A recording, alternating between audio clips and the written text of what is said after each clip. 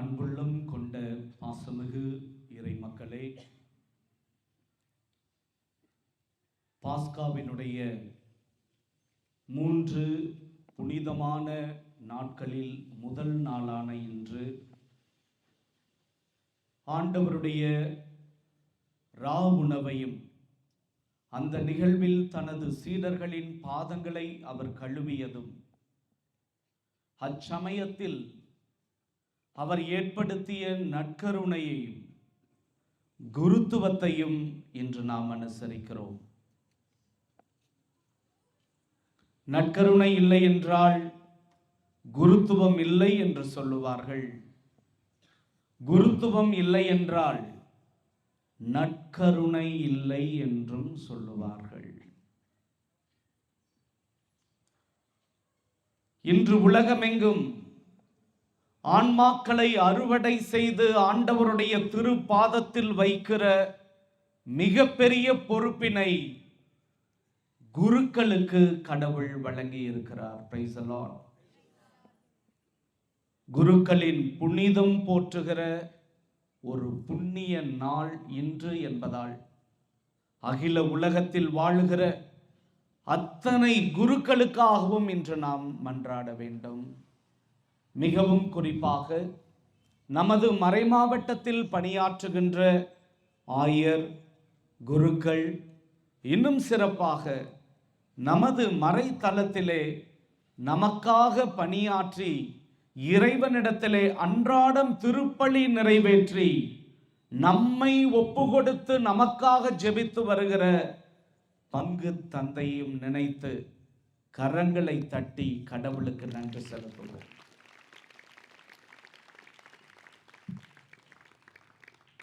இந்த நாளில் குருக்களின் புனிதம் பற்றி கொஞ்சம் உங்களுடன் பகிர்ந்து கொள்ள நான் ஆசைப்படுகிறேன். புனித ஜான் மரிய வியானி சொல்லுகிறார், இது என்னப்பா குருத்துவம்? கடவுளை இது அவரது கடவுளுடைய இடத்தை தன்னகத்தே கொண்டுள்ளதா இருக்கிறதே என்று அவர் எழுதுகிறார். What is this priesthood that holds the place of God? கடவுளின் இடத்தை இந்த குருத்துவம் பெற்றிருக்கிறதே, அது என்ன ஒரு மாட்சி என்று சொல்லுகிற புனித ஜான் மரிய வியானி தொடர்ந்து எழுதுகிறார். அதனால்தான் என் கண் எதிரே ஒரு வான தூதரும் குருவும் நின்றால் நான் குருவுக்குத்தான் முதல் வணக்கம் செலுத்துவேன். பாருங்க, ஏனென்றால் ஒரு சாதாரண அப்பத்தையும் திராட்சை ரசத்தையும் இயேசுவினுடைய உடலாகவும் இரத்தமாகவும் மாற்றுகிற வல்லமை பெற்ற ஒரு சாதாரண மனிதராய் இருக்கிற குரு வானதூதரை விட உயர்ந்தவராக இருக்கிறார். ஏனென்றால் வானதூதரால் இது சாத்தியமில்லை என எழுதுகிறார்.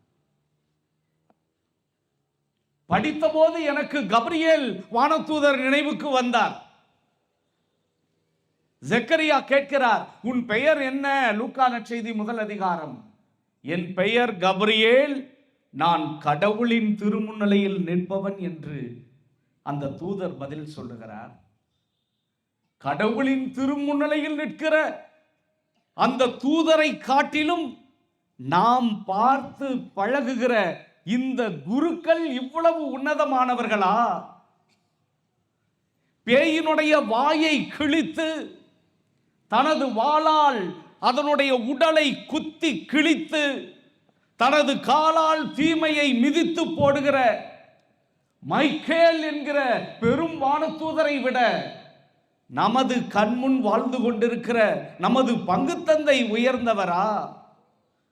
எப்படி ஃபாதர் இதையெல்லாம் புரிந்து கொள்வது?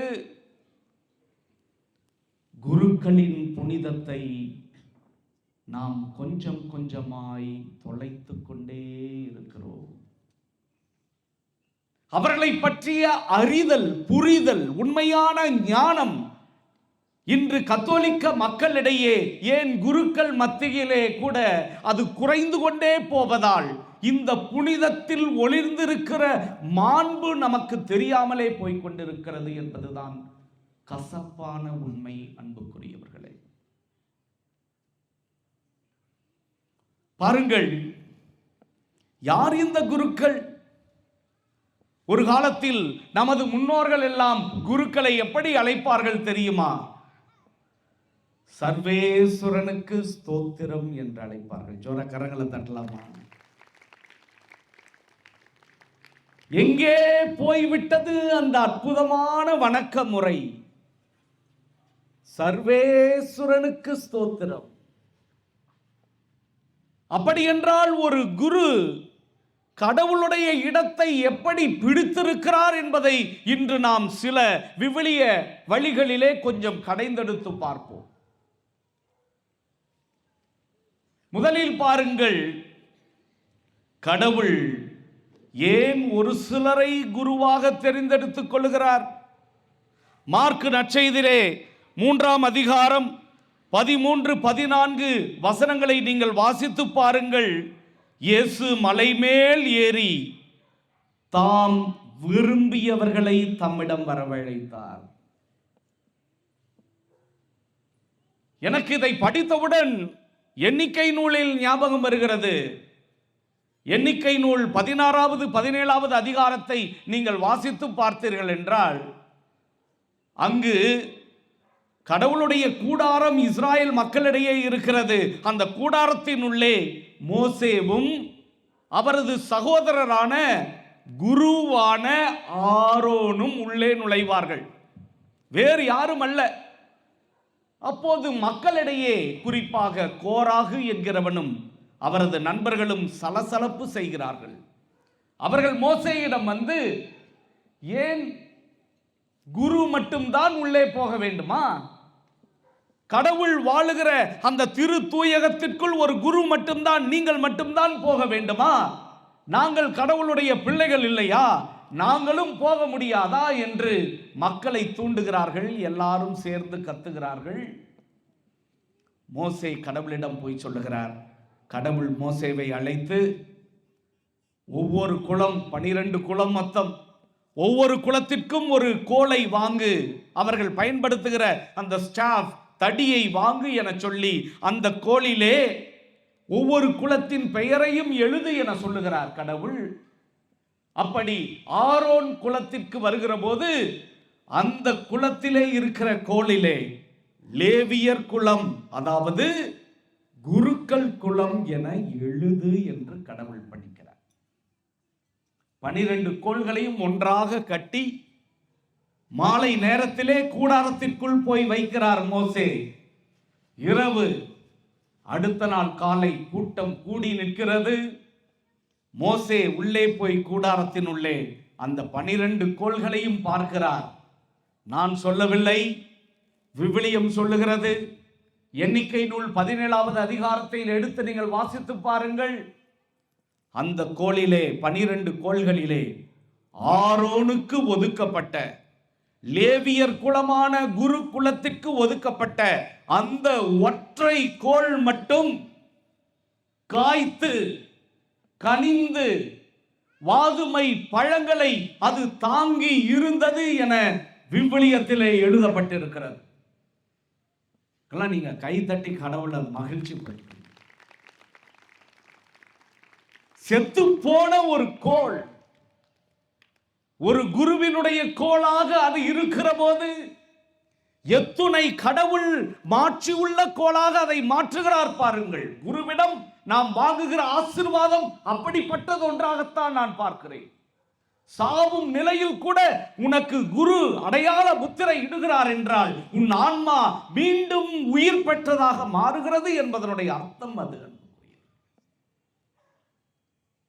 ஆரோனின் கோல் மட்டும் பூத்து காய்த்து கனிதந்து, அதுவும் வாதுமை பழங்களை அது தாங்கி இருந்தது.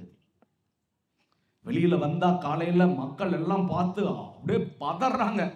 அந்த கோராகு அங்கே போட்டு, ஐயோ என்னை மன்னிச்சிடுங்க, கடவுள் என்னை தண்டிச்சிடக்கூடாது, இப்பதான் நான் உணர்கிறேன் 12 குலங்கள் எல்லா மக்கள், ஆனால் ஒரு குலம் குருகுலம். மார்க் நற்செய்தி 3:14 சொல்லுகிறது, தாம் விரும்பியவர்களை அவர் தேர்ந்தெடுத்தார். இது ஏதோ எங்களுக்கு ஏதோ நாங்களாம் பட்டம் பெற்று அப்படி இல்லை, பிச்சை. இந்த குருத்துவம் பிச்சை. நான் யாரு, என் குடும்பம் யாரு? ஆனா கடவுள் போடுகிற ஒரு பிச்சை, ஒரு சாதாரண செத்து போன தடியாயிருக்கிற என் வாழ்வு, நான் அவரிடத்திலே யாரை நான் அனுப்புவேன், என் பணிக்காக யார் போவார் என்ற கேட்ட கேள்விக்கு என்னை அனுப்பும் என்று நான் முன் வந்ததால் வந்த விளைவு, சாதாரண செத்துப்போன ஒரு கோளாகி என் வாழ்வு கனி தரும் வாழ்வாக மாறுகிறது. Praise the Lord. குருக்களின் புனிதத்தை நாம் போற்ற வேண்டும். தாம் விரும்பியவர்களை, திரும்ப கடவுள் சொல்றாரு மோசே கிட்ட, அதை மறந்துடக்கூடாது, அதனால சொல்லிடுறேன். எல்லா கோலையும் எடுத்து அவங்கவுங்க குளத்துல கொடுத்துருங்கப்பா, 12 குளத்திலையும் கொடுங்கன்ற. மோசேவை தோலை தட்டி, கடவுள் ஆரோனின் கோலை மட்டும் திரும்ப கொடுக்காத, அதை கொண்டு வந்து என் கூடாரத்தில் வச்சிருந்தார். சோரக்கரங்களை தட்டலாமா?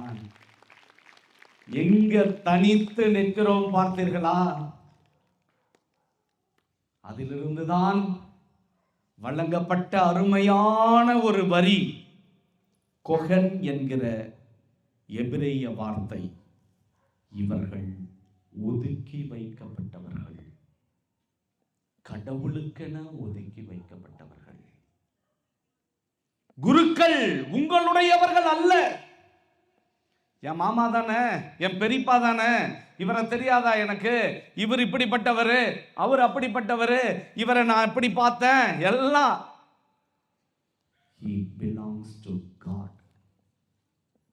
அவர்கள் கடவுளுக்கு மட்டுமே உரியவர்கள், யாரும் சொந்தம் கொண்டாட முடியாது. அதனால்தான் நாம் வாசிக்கிறோம், பேதுரு மிக அழகாக அவர் எழுதுகிறார் தனது முதல் திருமுகத்திலே 2வது அதிகாரம் 9, நீங்கள் தேர்ந்தெடுக்கப்பட்ட வழிமரபினர், அரச குருக்களின் கூட்டத்தினர் என அவர் எழுதுகிறார். மீண்டும் மார்க்கு நற்செய்தி 3:14 பாருங்கள், அற்புதமான அடுத்த வரி பாருங்கள். எதற்காக இந்த குருக்கள்? முதல் விஷயம், தம்மோடு இருக்கவும். பல நேரங்களில் நம்ம இந்த ஃபாதர் நல்லா பிரசங்கிக்கிறார், சூப்பர் ஃபாதர் நினைக்கிறோம். தப்பு. இந்த ஃபாதர் நிறைய காரியங்கள் எல்லாம் செய்யறாரு, அதனால இவர் சூப்பர் ஃபாதர் நினைக்கிறோம். இதுல super deluxe father, ultra deluxe father, சாதாரண பேருந்து ஃபாதர்னு எதுவுமே இல்லைங்க. ஒண்ணுமே செய்யாம இருக்கிற ஒரு குருவிடம் அதே புனிதம் தான் இருக்கிறது. ஏனென்றால் என் அழைப்பு வல்லன செய்பவற்றை அல்ல, மாறாக ஆண்டவரோடு இருப்பது மட்டும்தான். ஹல்லேலூயா. அவரோடு இருக்க வேற எதுவுமே இல்லை. திருத்தூது பணிகள் நூல்ல நம்ம வாசிக்கிறோம், 2 குரூப்புக்கு சண்டை. கிரேக்கத்திலிருந்து கிறிஸ்துவம் தழுவிய சில பெண்கள், ஏற்கனவே யூத மதத்திலிருந்து கிறிஸ்துவம் தழுவிய பெண்கள், இருவருக்கும் சண்டை நடக்கிறது. சாப்பாடு எங்களுக்கு சரியா போட மாட்டாங்கன்னு சொல்லி கிரேக்க இனத்திலிருந்து புதிய மறைக்கு சேர்ந்தவர் எல்லாம் கம்ப்ளைண்ட் பண்றாங்க. அப்ப பேதுரு சொல்றாரு, எப்பா இந்த சண்டையை தீக்கிறதுக்காயா நாங்க ஃபாதரானோன்ற மாதிரி சொல்றாரு அவர். இந்த சண்டையை தீக்கிறதுக்கா நாங்களாம் ஆண்டவரின் சீடரா இருக்கிறோம்? அதுக்கு இல்லப்பா, இதெல்லாம் நீங்களே உங்களுக்குள்ள மூப்பர்களை வச்சுட்டு சரி செஞ்சுக்கங்க. நாங்களோ இறை வேண்டலிலும் இறை வாக்கு பணிகளிலும் நிலைத்து நிற்போம். வேற எதுவுமே இல்லை. அப்போ ஒரு குருவினுடைய முக்கியமான வேலை கடவுளோடு இருப்பது மட்டும்தான். 2வது, தம்மோடு இருக்க நற்செய்தியை பறைசாற்ற. கடவுளுடைய நற்செய்தியை பறைசாற்றுகிற வாழ்வு, பேயை ஓட்டுகிற வாழ்வு. நான் அடிக்கடி குருத்துவத்தை நான் படிக்கிறப்பவே சொல்லுவேன், எப்படா நம்மளாம் பேயை ஓட்ட போறோம், நம்மளை கண்டாலே பேய் ஓடணும். பல பேர் இந்த ப்ராட்டஸ்டன்ட் பாஸ்டர்ஸ் எல்லாம் செய்யறாங்க, சிலர் அதை கேலியா பார்க்கறாங்க. ஆனா அதுல ஒரு பெரிய உண்மை இருக்கிறது பாருங்கள். குரு நடந்தால் பேய் நடுங்கணும். ஹல்லேலூயா. குரு நடந்தா பேய் நடுங்கணும். பேய் நடுங்கணும், ஓடணும், ஓடணும். தம்மோடு இருக்க, நற்செய்தியை அறிவிக்க, பேய்களை விரட்ட அவர் 12 நியமித்தார். 12. அதுவும் எப்படிப்பட்ட அர்ச்சிப்பு பாருங்கள். கிறிஸ்மா தைலத்தால் அவர்களை அர்ச்சித்திருக்கிறார், அபிஷேகம் செய்திருக்கிறார். கிறிஸ்மா தைலம் ஏதோ நம்ம தலைவலிக்கு போடுற விக்ஸ் தைலம் மாதிரி நினைச்சிடக்கூடாது. அதுக்கு பேரே எப்படி வச்சிருக்கிறாங்க பாருங்க, கிறிஸ்மா. கிறிஸ்து அதனுள்ளே இருக்கிறார் பாருங்க, கிறிஸ்து அதனுள்ளே இருக்கிறார். அந்த கிறிஸ்மா தைலம் அபிஷேகத்தின் தைலமாய் இருக்கிறது. அந்த தைலத்தை கொண்டுதான் தாவீது அரசனாக நியமிக்கப்பட்டார். ஆரோன் குருவாக திருநிலைப்படுத்தப்பட்டார். அதன் வழியில் இயேசுவை கொண்டவர்களாக அந்த கிறிஸ்மா தைலத்தினால் அப்ப ஆலிவ் என்ன, இப்ப அதற்கு பெயர் கிறிஸ்மா ஆயில். அந்த கிறிஸ்மா எண்ணெயை தான் ஆயிரவர்கள் குருக்களுடைய 2 கரங்களிலும் போயிட்டு ஃபுல்லா தேய்ப்பார். ஆர்டினேஷன்ல எங்களை 2 கரங்களையும் விரித்த பிறகு அதுல எல்லாம் தேய்ப்பார். ஏன் தெரியுமா? எப்பா, இதுவரை இந்த கரங்கள் சாதாரண கரங்கள் சாமி, ஆனா இனிமே இந்த கிறிஸ்மா தைலத்தால் அர்ச்சிக்கப்பட்ட இந்த கரங்கள் கடவுளுடைய நற்கருணையை ஏற்படுத்தும் கரங்கள். இந்த கரங்கள் இதுவரை உங்களது பார்வையில் இருக்கிற பாவ கரை படிந்த கரங்கள், இந்த கரங்கள் இரத்த கரை படிந்த கரங்கள், இந்த கரங்கள் பலவீனங்களை செய்கின்ற கரங்கள். ஆனால் இது எப்போது கிறிஸ்மா தைலத்தால் அர்ச்சிக்கப்பட்டதோ அப்போதிருந்து இந்த கரங்கள் அபிஷேகம் செய்யப்பட்ட கரங்கள், நற்கருணையை ஏற்படுத்த, பாவங்களை மன்னிக்க. பாருங்க எவ்வளவு விஷயம் இருக்குது பாருங்க. இறுதியா உங்கள் ஒவ்வொருவரையும் ஆசீர்வதிக்க. அதனால்தான் குருக்களை பார்த்தவுடன் மக்கள் ஓடி வந்து ஃபாதர் பிளஸ் மீ என்று சொல்லுகிறார்கள். அப்ப குருக்கள்கிட்ட ஆசீர்வாதம் வாங்கணும்னா செத்து போயிருக்கிற என் நிலை கூட ஆரோனுடைய கோல் பாருங்க, காய்த்து கனிந்து பூத்து அது பழங்களை தாங்கி இருக்கிற கோலாக இருக்கிறது என்றால் அத்தகைய வாழ்வை குருக்கள் பெறுகிறார்கள். அந்த கிறிஸ்மா தைலத்தினுடைய அடிப்படை தன்மை என்ன என்று திரு அவை அழகுற விவரிக்கிறது. 3 முக்கிய பாயிண்ட். 1, இந்த கிறிஸ்மா ஒரு ஆன்மீக முத்திரை. அது எந்த இடத்துல வைக்கிறது தெரியுங்களா? ஒரு குருவினுடைய ஆன்மாவில போய் வைக்கிறாங்களா. ஆன்மாவுக்கு சாவு இருக்குதா? ஆன்மாவுக்கு சாவு இல்லைங்க. அதனாலதான் பின்னாளில் நாம் வாசிக்கிறோம், எண்ணிக்கை நூல் அல்ல, எபிரேய புத்தகத்திலும் அது அழகுற குறிக்கப்பட்டிருக்கிறது. கடவுளுடைய உடன்படிக்கை பேழையிலே 3 பொருட்கள். 1, மோசேவுக்கு கடவுள் கொடுத்த 10 கட்டளைகள் இருந்தன. இன்னொன்று, அந்த மன்னா, கடவுள் வழங்கிய உணவினுடைய மன்னா ஜாடி இருந்தது. 3வது, நம் எல்லாருடைய கவன ஈர்ப்பு, ஆரோனுடைய கோலை ஆண்டவருடைய உடன்படிக்கை பேழைக்குள்ள வச்சிருக்கிறாரு.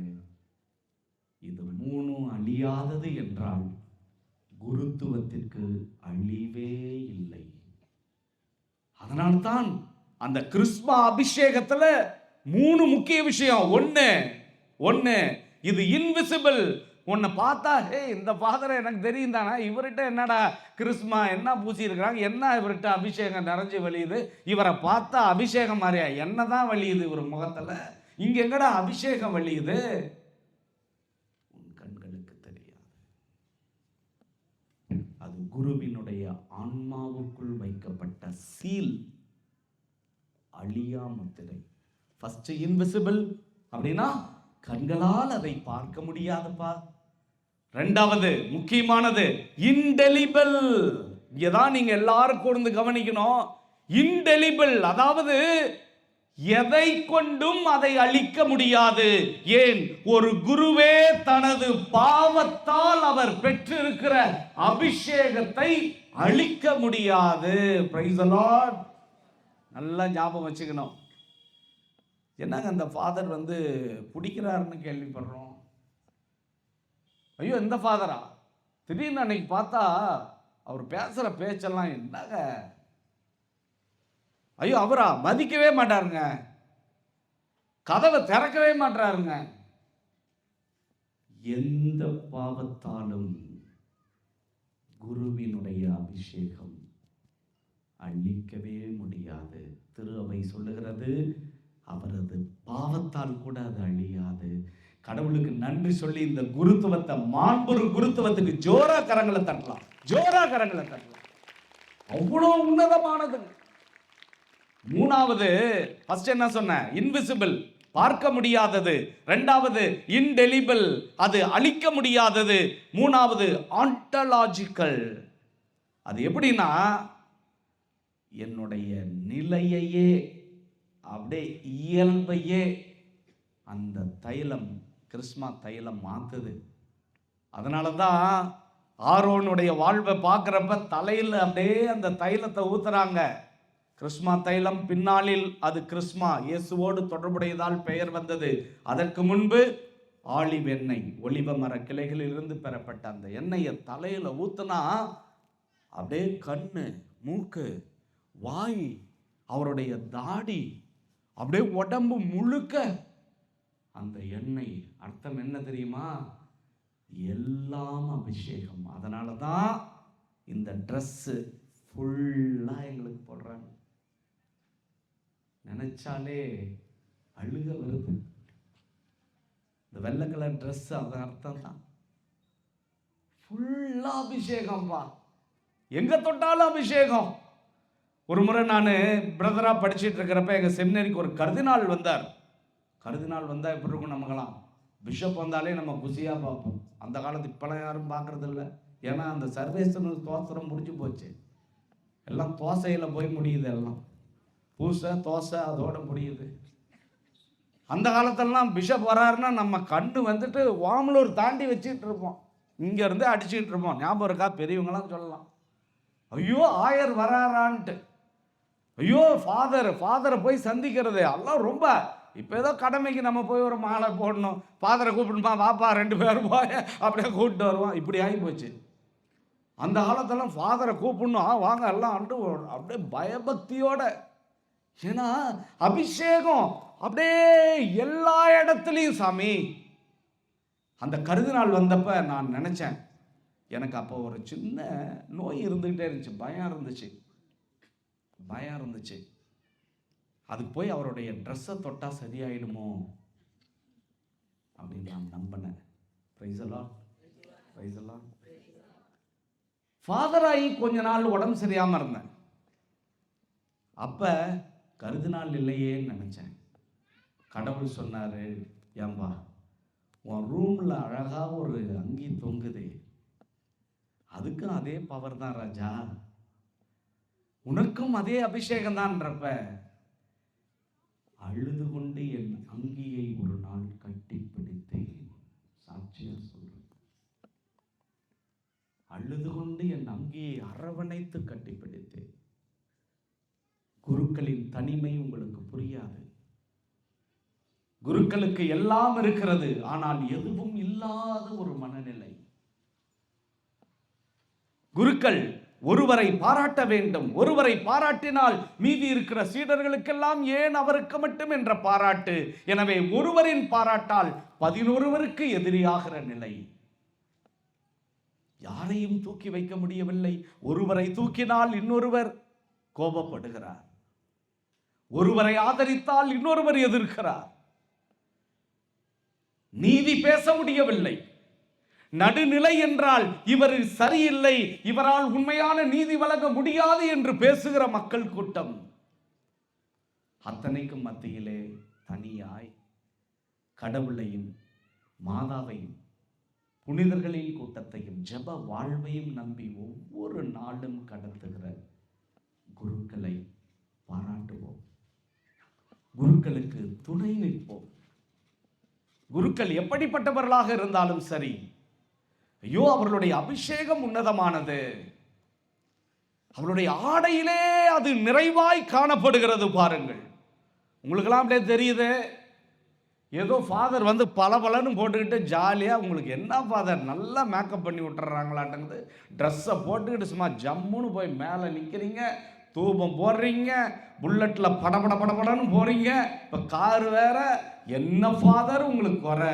ஆனால் உண்மையாக எங்களுக்கு இருக்கிற அடையாளம் என்ன தெரியுமா? உண்மையா அந்த காலத்தில் ஆல்பெலாம் போடுவாங்க. இப்போ உட்கறதுக்கும் வேர்வைக்கும் அதிகமாக போகிறதில்ல. அந்த ஆல்பு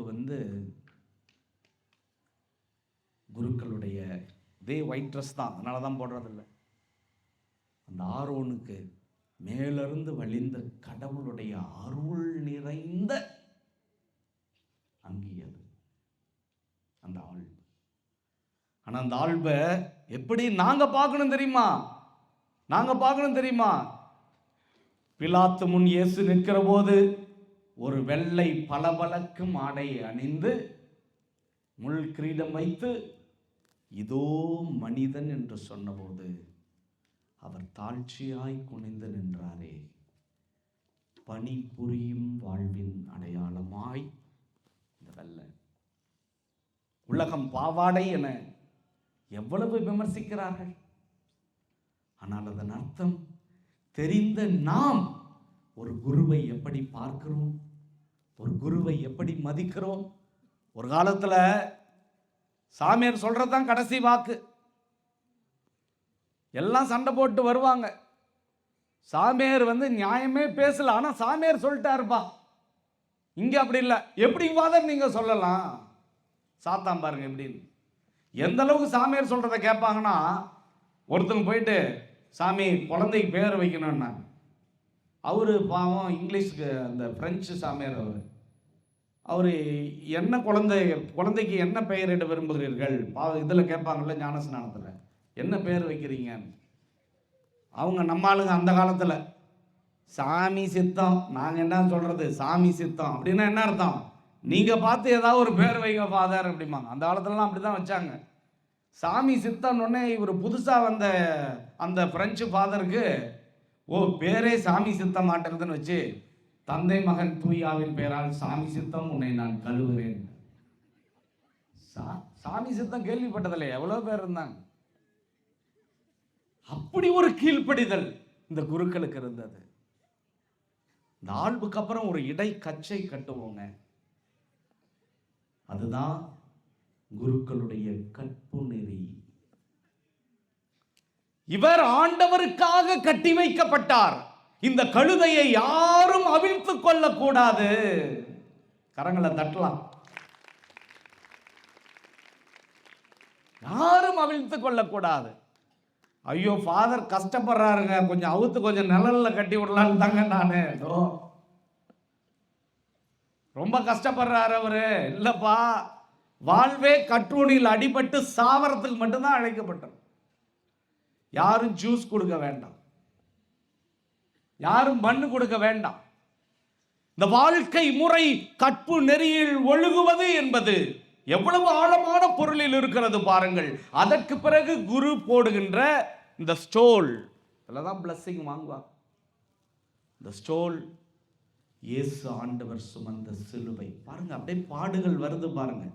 பிலாத்து முன் நின்ற அந்த வெள்ளை அங்கி, இயேசுவை கற்றூணில் கட்டுண்டு அடித்த அந்த கச்சை, பிறகு அவர் மேலே போடுகிற அந்த ஸ்டோல், இயேசு சுமந்த சிலுவை. நான்காவது இந்த சாசுபிள், தையலில்லா ஆடை என்று சொல்லப்படுவது. இதே இன்னைக்கு டிசைனுக்காக தையல் விட்டுருக்காங்க நிறையா, எம்ப்ராய்டரிலாம்.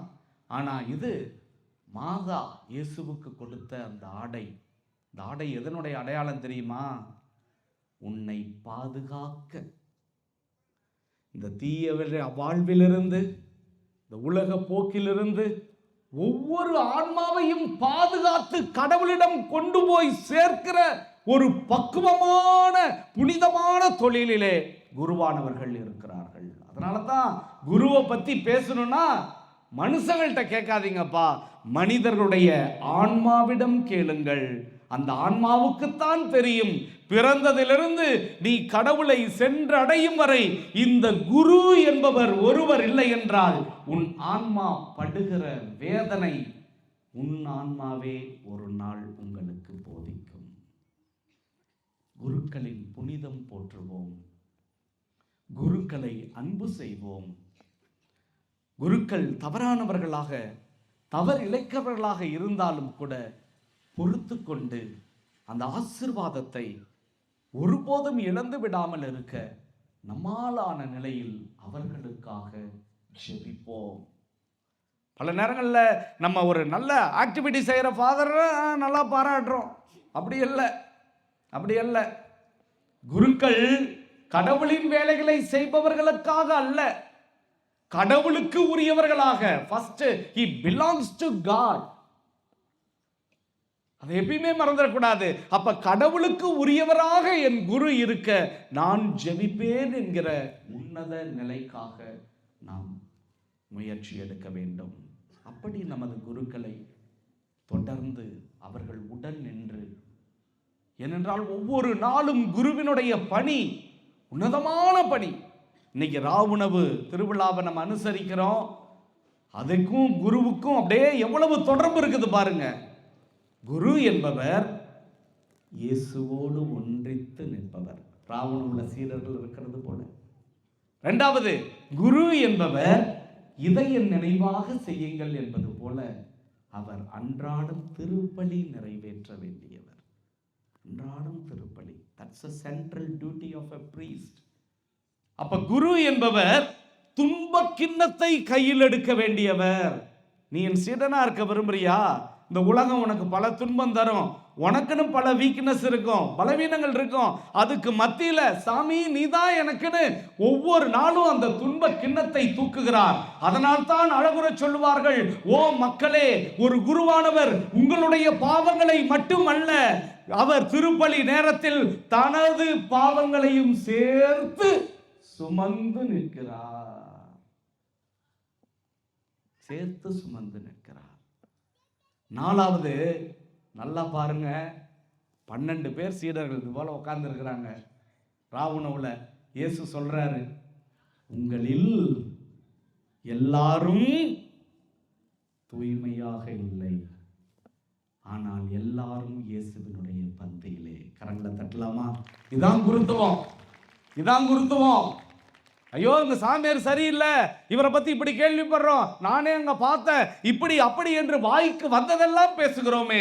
உங்களில் யாரும் தூய்மையா இல்லை, ஆனாலும் என் சீடர்கள் என்று அமரச் செய்கிற இயேசு ஒரு குருவானவரை திருநிலைப்படுத்தி ஆயர் வழியாக இன்று அமர செய்திருக்கிறார் என்றால், இனி என் வாழ்நாள் இறுதி நாள் வரை குருக்களை மதிப்பேன்.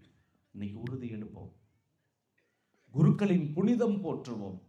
எப்படிப்பட்டவராக இருந்தாலும் சரி அவர்களுக்கு ஒத்துழைப்பு நல்குவோம், உடன் நிற்போம் எல்லா சூழ்நிலையிலும். ஏனென்றால் அவர்கள் என்ன வேலையை செய்யறாங்க தெரியுமா? மனிதர்களை பிடிப்பவர்களாக அழைக்கப்பட்டார்கள். Praise the Lord. மனிதர்களை பிடிக்கிறவங்க யாரு? இந்த புள்ளப்பூச்சி பிடிக்கிறதுக்கு வருவாங்களே அவங்க நினைச்சிடாதீங்க. அந்தாண்ட போடாத புள்ளப்பூச்சி பிடிக்கிறவங்க வரான், அப்படி அல்ல. இந்த மனிதர்களை பிடிப்பவன் ஆக்குவேன். அதில் பார்த்தீங்கன்னா, I will make you fishers of men. ஆண்களை மட்டுமல்ல, கிரேக்க வார்த்தை எல்லாரையும், மனிதர்களை. இதென்ன மனிதர்களை பிடிக்கிறதுனா அப்படி போய் மனுஷனை பிடிக்கிறது அல்ல. அந்த மனிதர்களை பிடிப்பவன் ஆக்குவேன். வலைகளை விட்டு விட்டு என்னை பின்பற்றுங்கள். மார்க் நற்செய்தி 1ஆம் அதிகாரம் 14-17 நம்ம வாசிக்கிறோம். வலையை விட்டுட்டு என்னை பின்பற்றுங்க, நான் உங்களை மனிதனை பிடிப்பவராக்குவேன். எங்க இருக்குதுன்னா எரேமியா புத்தகம் 16:16 வாசிச்சிங்கன்னு வச்சுக்கோங்க. வரவிருக்கும் தண்டனைக்காக நான் மீனவர்களை அனுப்புகிறேன், அவர்கள் மனிதர்களை பிடிப்பார்கள். அதனுடைய அர்த்தம், மனிதர்களை பிடிப்பவன்னா இறை வார்த்தை வழியா, பூச வழியா, எல்லா திரு அருட்சாதனங்கள் வழியா உன் ஆன்மாவை பிடித்து அதை இறைவனிடத்தில் ஒப்படைப்பது. எதுக்கு தெரியுமா? கடைசி நாள் ஜட்ஜ்மெண்ட்டில் எல்லாம் எங்களை தேடி ஓடி வருவீங்க. ஆரோக்கியராயரை தேடி எல்லாம் ஓடுவோம். ஜோசப் பால்ராஜ் ஃபாதரை தேடி எல்லாம் ஓடுவோம். டிஏ பிரான்சிஸ் ஃபாதரை தேடி ஓடுவோம். அப்பப்போ பூச வச்ச விமல் ஃபாதரை தேடியும் ஓடி வருவீங்க. ஃபாதர், இன்னைக்கு உங்களால், உங்கள் வார்த்தையால், அன்னைக்கு செஞ்ச பாவ சங்கீர்த்தனத்தினால, அன்னைக்கு நீங்கள் கைகளை எங்கள் தலை மீது வைத்ததால இது நான் உள்ள டிக்கெட்டு கிடச்சிருச்சு ஃபாதர், உள்ள வந்திருக்கேன் நான். கண்களை மூடி கரங்களை கொடுத்து சிறு ஜெபம் ஒன்றை நாம் ஏறெடுப்போமா? அன்பு ஆண்டவரே, நன்றி சொல்கிறோம் அப்பா. பாஸ்காவினுடைய புனிதமான இந்த 3 நாட்களிலே முதல் நாளான இந்த ராவ் உணவிலே சாமி, நீர் ஒரு வாக்கியத்தை இப்படி பயன்படுத்துகிறீர். தந்தையிடம் போக வேண்டிய நேரம் வந்துவிட்டது என தெரிந்து தமக்குரியோர் மேல் இறுதி வரை அன்பு செலுத்த நீர் ஆசைப்பட்டீர் என்று. அந்த தமக்குரியோர் என்பவர் நானும் ஒருவன் என்றால் என்னை நீர் எப்படியப்பா அன்பு செய்தீர்? ஆண்டவரே, என் மீது நீர் காட்டிய அன்பை இந்த நாளில் 2 மிக முக்கிய அருள் அடையாளங்களில் பார்க்கிறேன் அப்பா.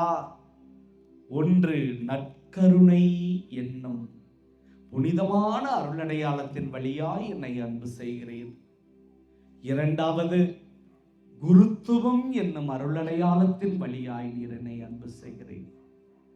ஆண்டவரே, நான் பிறந்த போது எனக்கு ஞாபகம் இல்லை யார் எனக்கு ஞானஸ்நானம் கொடுத்தார்கள் என்று. அந்த குரு இல்லை என்றால் இன்னும் நான் சாத்தானின் பிள்ளையாகவே இருந்திருப்பேன். ஆண்டவரே, எனக்கு நினைவில்லை யார் என்னை ஆலயத்திற்கு கொண்டு வந்த போது முதலில் என்னை ஆசீர்வதித்தார்கள் என்று. தந்தை, மகன், தூய ஆவியின் பெயரால் என சொல்லி எந்த கைகள் என் நெற்றியில் அன்று சிலுவை அடையாளம் வரைந்து தைலத்தை என் தலையிலும் நெஞ்சத்திலும் பூசியது, அந்த புனிதமிக்க கரங்களுக்காக நன்றி செலுத்துகிறேன் ஆண்டவரே. அப்பா, இதோ எனது புது நன்மை நிகழ்விலே நான் பெற்ற நற்கருணையை கொடுத்தவர் ஒரு ஆயர் அல்லது குரு என்கிற நிலையிலே உன்னை எனக்கு வழங்கிய குருக்களை நான் போற்ற வேண்டும் அப்பா.